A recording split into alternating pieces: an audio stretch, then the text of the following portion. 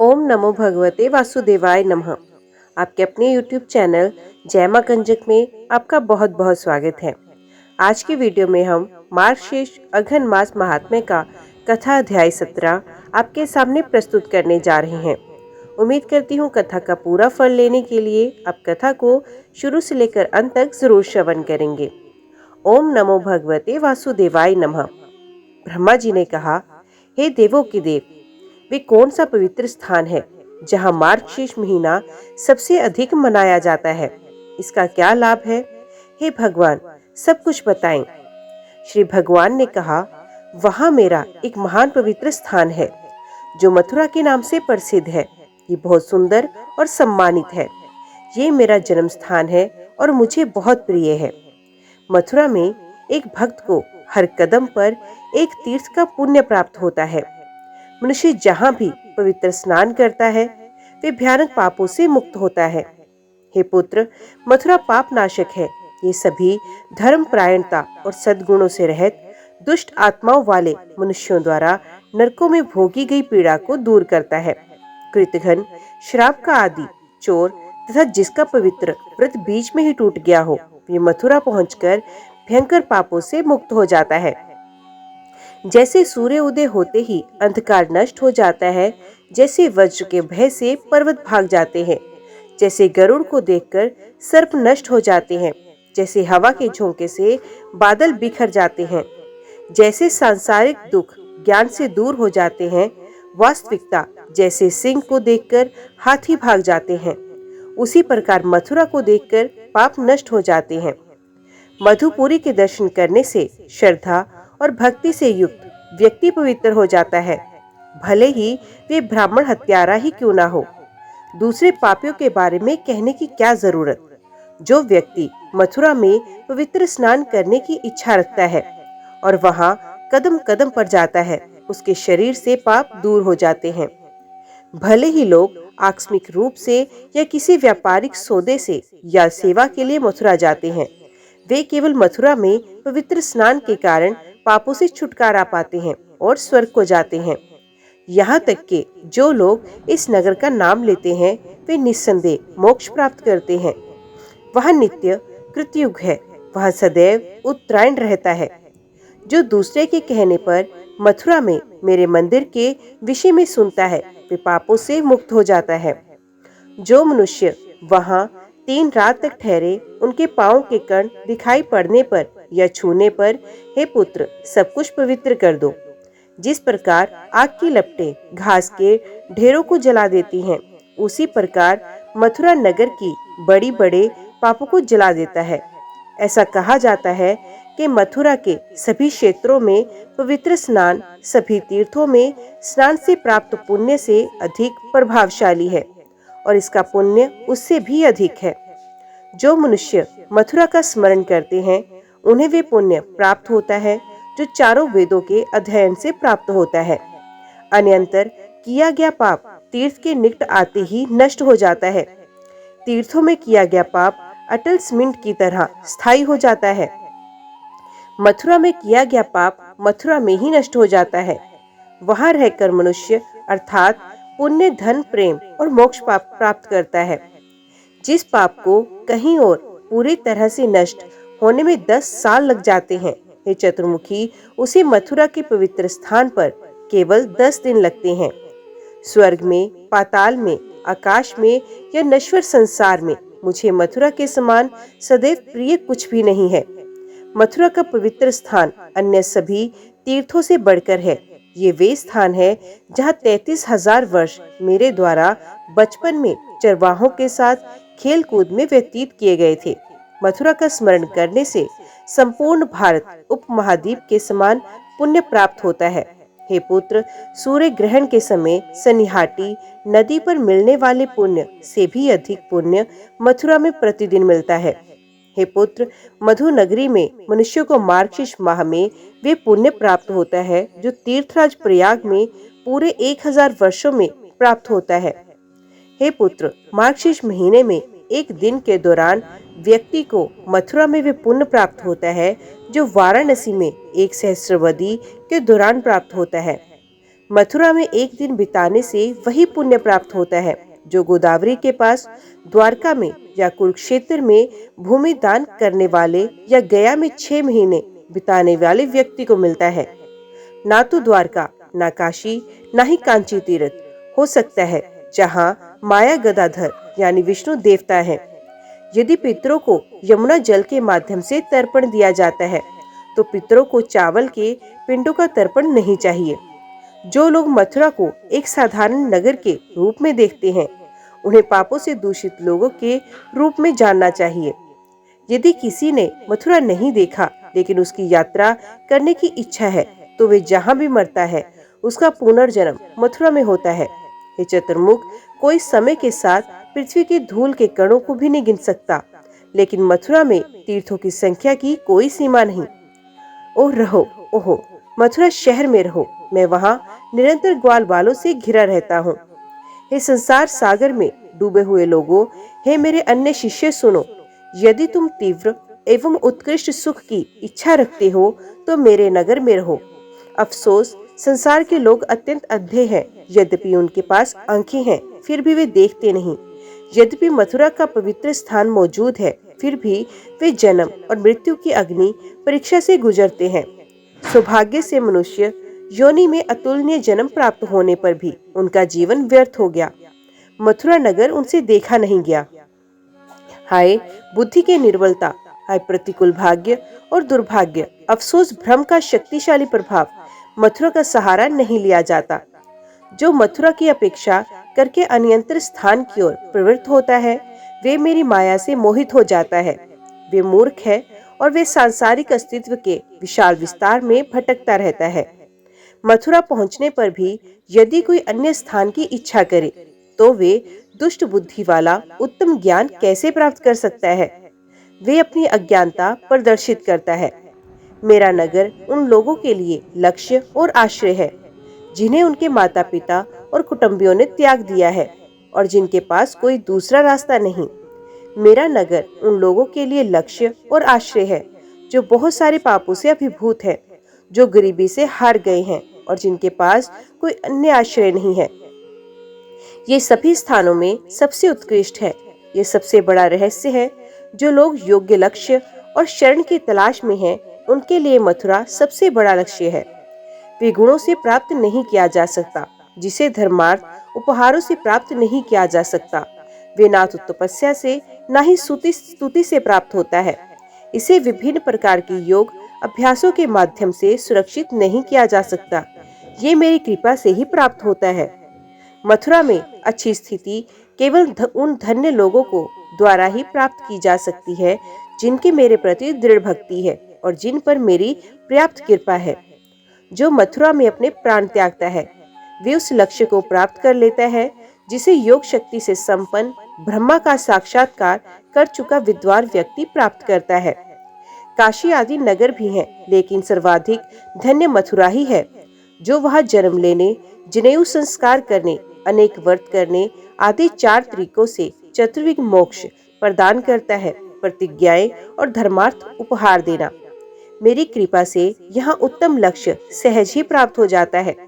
जो लक्ष्य सैकड़ों मनवंतरों में भी योग्याभ्यास से प्राप्त नहीं हो सकता।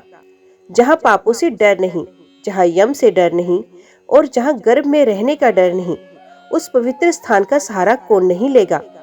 मथुरा से प्राप्त पुण्य और उसके फल को सुनो। जो कीड़े, टिड्डियां, पतंगे आदि मथुरा में आते हैं और वहां मर जाते हैं, वे चतुर्भुज बन जाते हैं।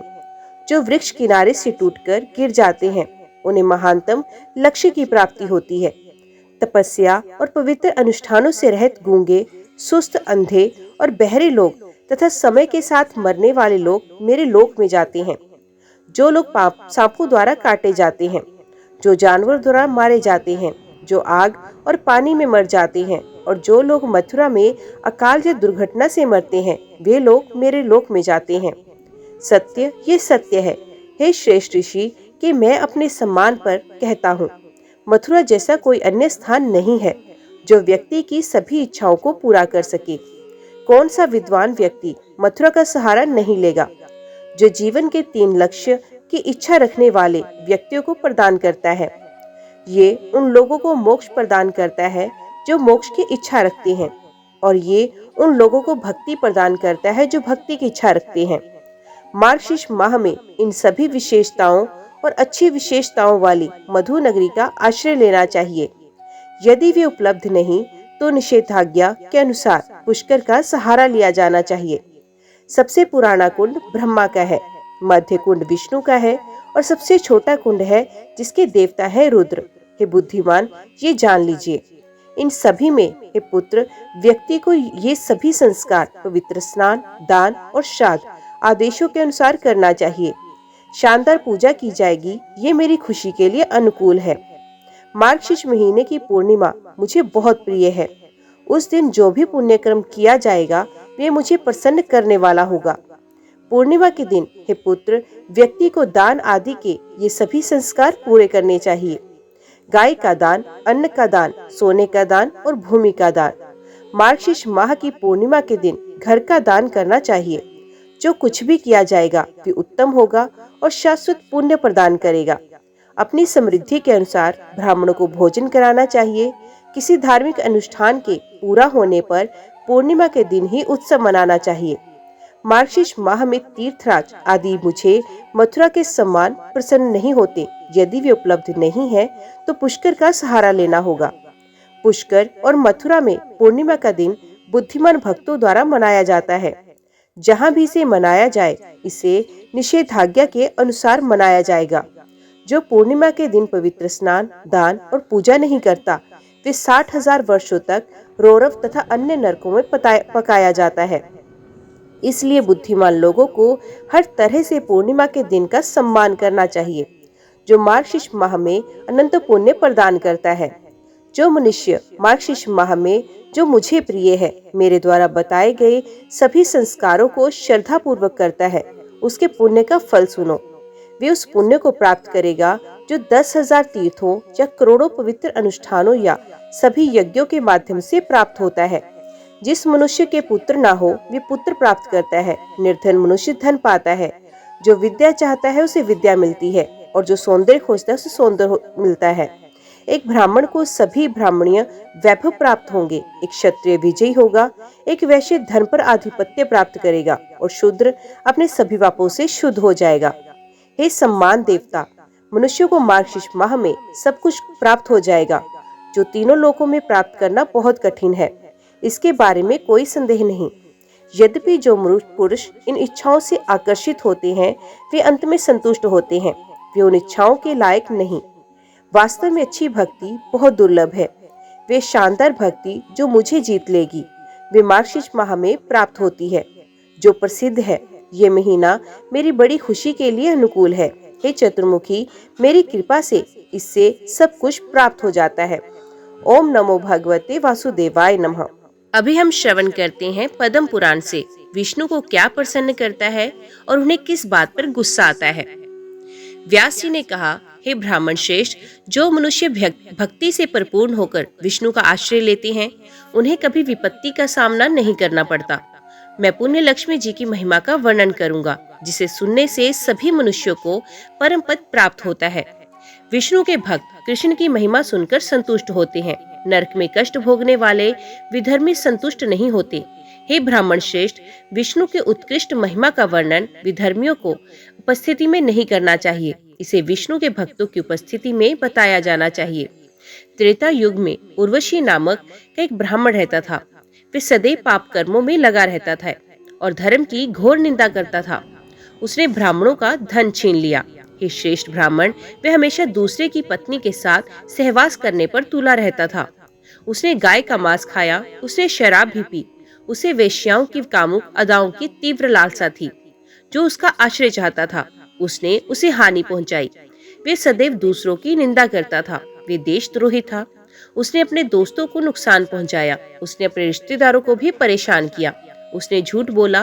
वे क्रूर था। वे विधर्मियों की संगति करता था।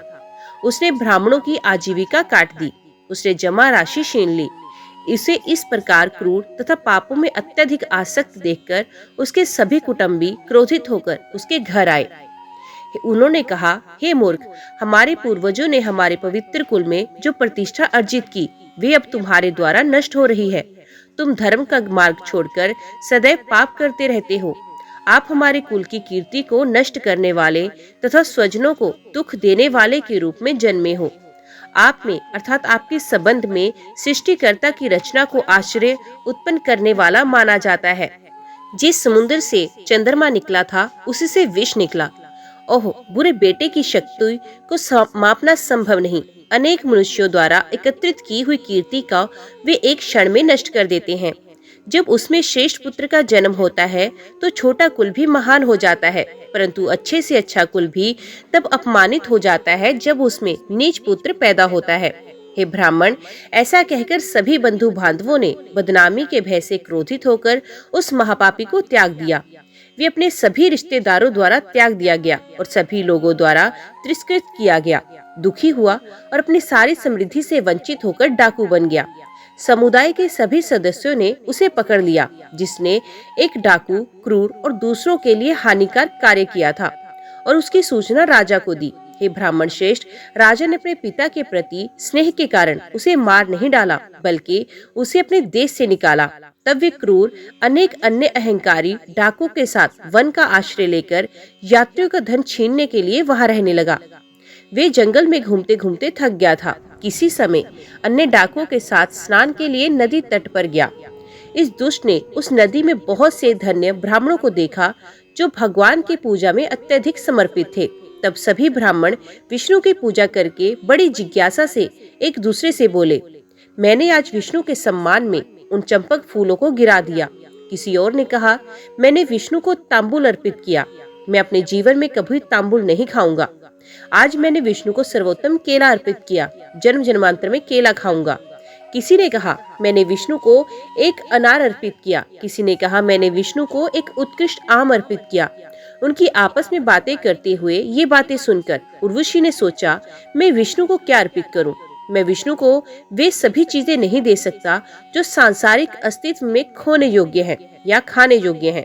मैं उसे क्या अर्पित करूं? मैं चोर राजा के भय से व्याकुल होकर सदैव वन में ही रहता हूं।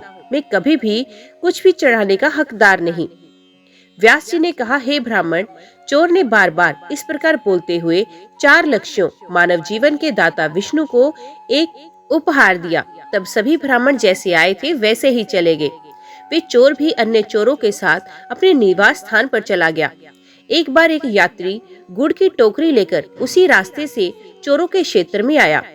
तब उस निडर डाकू ने दूसरे को हानि पहुंचाते हुए यात्री की वे गुड़ की टोकरी छीन ली। तभी लुटेरों ने गुड़ की टोकरी तोड़ दी। उर्वशु को अपने हिस्से में गुड़ से बनी एक गाड़ी मिली।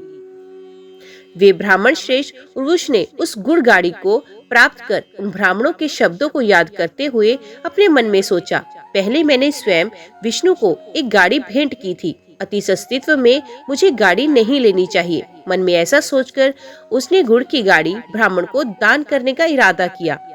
विष्णु को प्रसन्न करने के लिए उसने इसे किसी ब्राह्मण को दे दिया। हे ब्राह्मण, उस महान पापी की भक्ति जानकर प्रसन्न हुए विष्णु ने तुरंत उसके सारे पाप दूर कर दिए। हे ब्राह्मण, उसी दिन से सभी क्रोधित नागरिकों ने उस महान वन में प्रवेश किया और उर्वशु को मार डाला। भगवान ने उसे अपने निज धाम तक ले जाने के लिए सोने का विमान तथा विविध आभूषणों से सुसज्जित दूत भेजे। तब भगवान के वे दूत उस मृत उर्वशु को विमान में बिठाकर तुरंत विष्णु के वैकुंठ में चले गए। तब धर्मात्माओं में सर्वश्रेष्ठ को विष्णु का सामीप्य प्राप्त हुआ। मनु के 100 काल तक विष्णु के पास रहने और उच्चतम ज्ञान प्राप्त करने के बाद उन्होंने विष्णु के शरीर में प्रवेश किया। जो मनुष्य किसी न किसी तरह विष्णु के प्रति समर्पित है, वे राजहंस की तरह संसार के सागर से परे चला जाता है। जिसके हृदय में एक क्षण के लिए भी विष्णु के प्रति भक्ति होती है, वे सर्वोच्च पद पर पहुंच जाता है। पापी होते हुए भी वे सर्वोच्च पद पर जाता है। मनुष्य को सर्वोत्तम वस्तु भी विष्णु को अर्पित करने के बाद पाप की शांति के लिए उसका उपभोग करना चाहिए।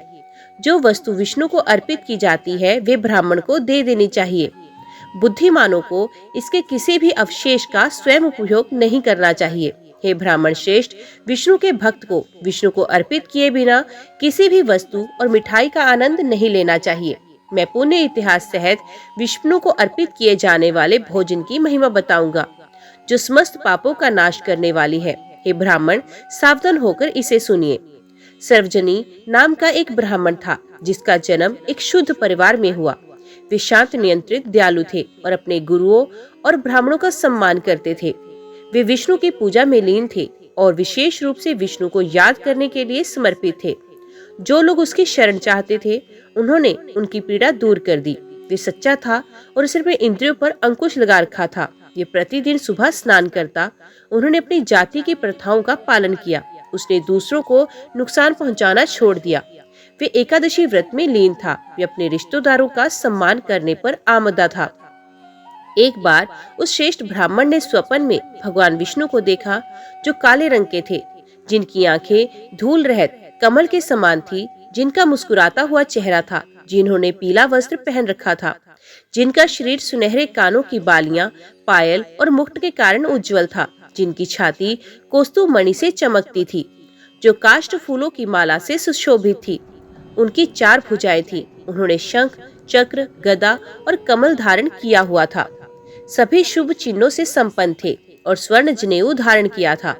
स्वप्न में जगत के स्वामी को देखकर ब्राह्मण ने दोनों हाथ जोड़े और अत्यंत प्रसन्न होकर स्तुति की। मैं आपको नमस्कार करता हूँ, जो संपूर्ण विश्व के स्वामी हैं, जो अच्छे लोगों के दुख, भय और रोगों को नष्ट करते हैं, जो लक्ष्मी के हृदय को प्रिय हैं, जो पवित्रता, भौतिक कल्याण और कामुकता का अमृत पीते हैं, अमृत देते हैं। हे मुरारी, मैंने मूर्खता के कारण अहंकार करके सारे पाप किए, इसलिए मैं डरा हुआ हूँ। अपनी भक्ति रूपी नाव देकर मुझे संसार के इस गहरे सागर से बाहर निकालें। हे विष्णु, यद्यपि मैं जानता हूँ कि मनुष्य पृथ्वी पर शीघ्र ही पाप और मोह को प्राप्त हो जाता है, तथापि मैं सदैव प्रसन्नता पूर्वक पाप करता रहता हूँ। इसलिए यहाँ पृथ्वी पर मेरे समान मूर्ख कोई मनुष्य नहीं।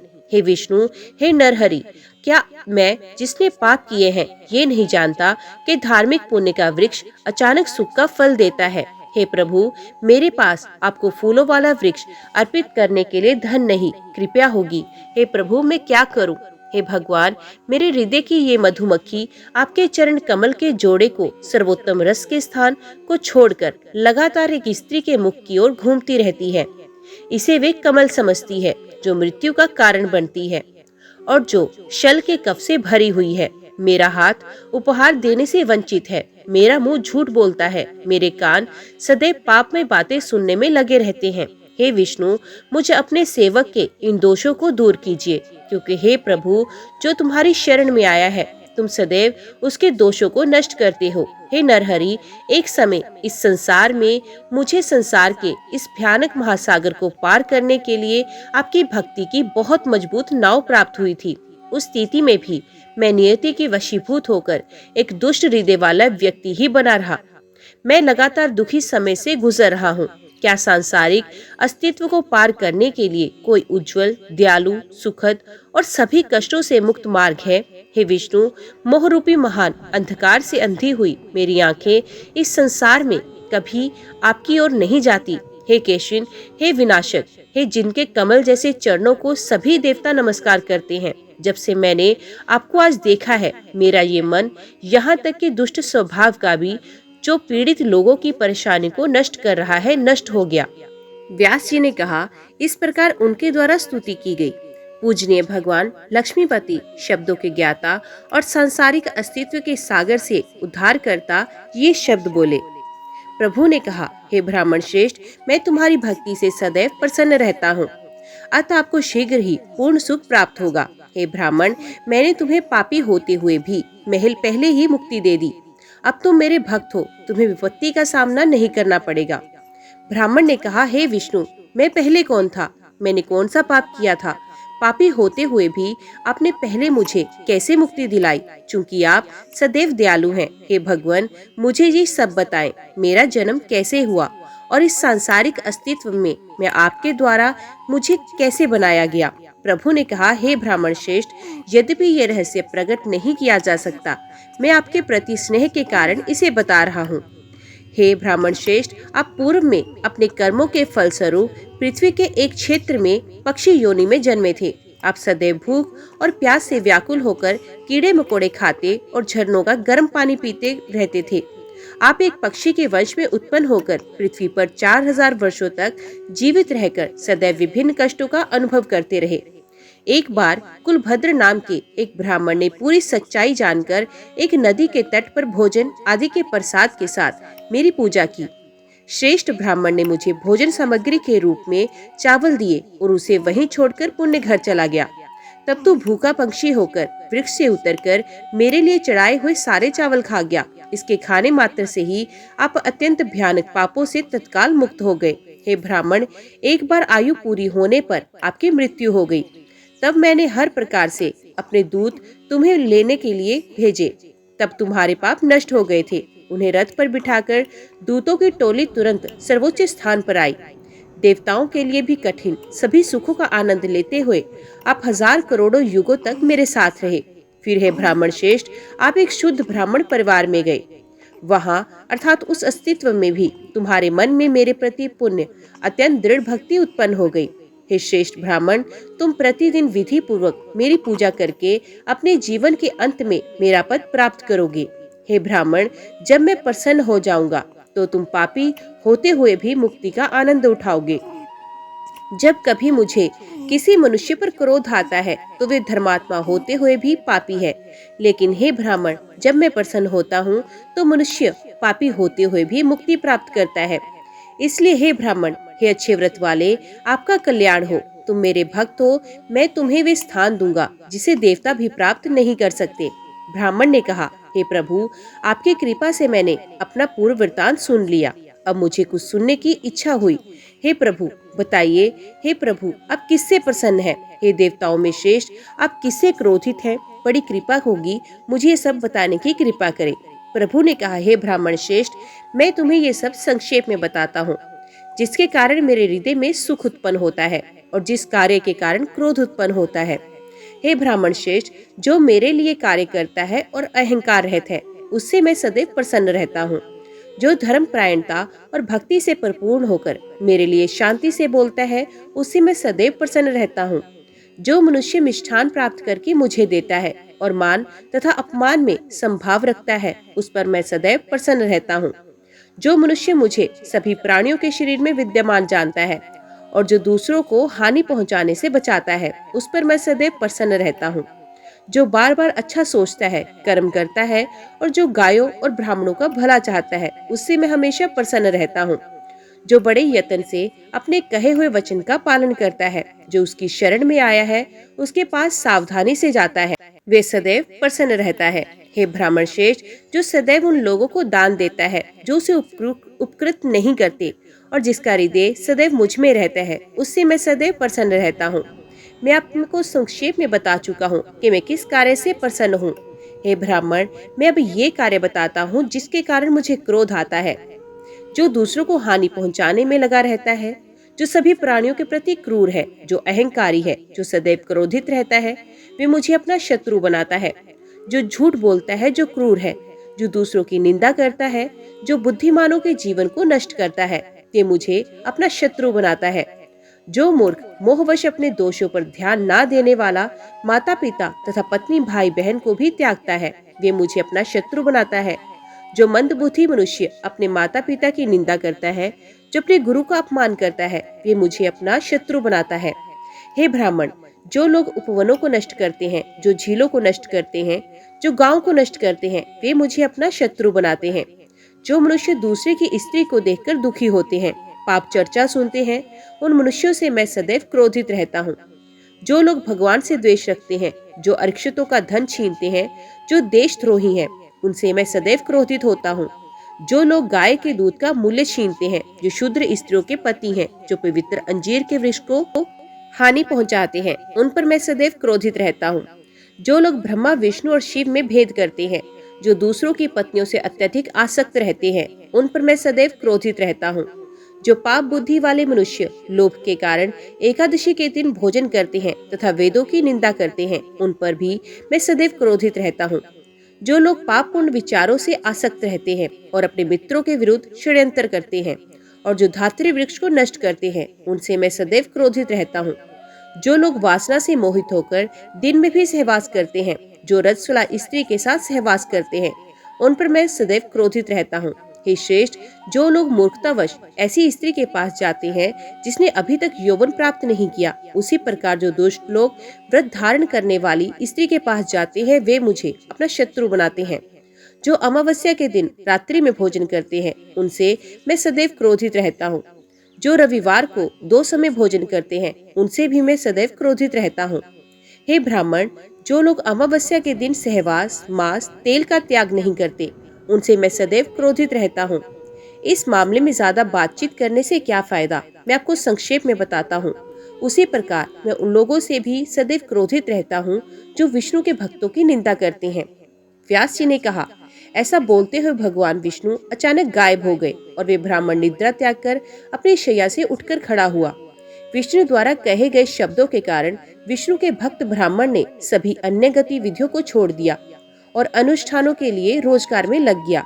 ये उन लोगों का फल है, अर्थात उन्हें प्राप्त होता है जो विष्णु को अर्पित किए गए भोजन के पदार्थों को भी खाते हैं, अर्थात उन्हें प्राप्त होता है। मैं नहीं जानता कि जिन्होंने विष्णु की पूजा की उन्हें कितना फल मिलेगा। हे श्रेष्ठ, मैं तुम्हें संक्षेप में बताऊंगा, सुनना। जो मनुष्य एक बार विष्णु की पूजा करता है, उसे सर्वोच्च पद प्राप्त होता है। संसार में मनुष्य तब प्राप्त करना कठिन है, इसमें भी विष्णु की पूजा करना कठिन है।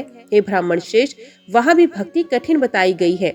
जिसके मन में संसार सागर से पार होने की इच्छा हो, उस सम्मानित मनुष्य को प्रतिदिन भक्ति पूर्वक पूरे विधि विधान से विष्णु की पूजा करनी चाहिए। ओम नमो भगवते वासुदेवाय नमः। आज की वीडियो में इतना ही। उम्मीद करती हूँ वीडियो आपको पसंद आई होगी। वीडियो पसंद आई हो तो वीडियो को लाइक और चैनल को सब्सक्राइब जरूर कीजिएगा। जय श्री कृष्णा लिखकर कमेंट बॉक्स में अपनी हाजिरी और अपने सुझाव देना ना भूलिएगा। तो मिलते हैं अगली कथा अगले अध्याय के साथ। तब तक के लिए देखते व सुनते रहिए। जय मां कंजक, जय माता दी।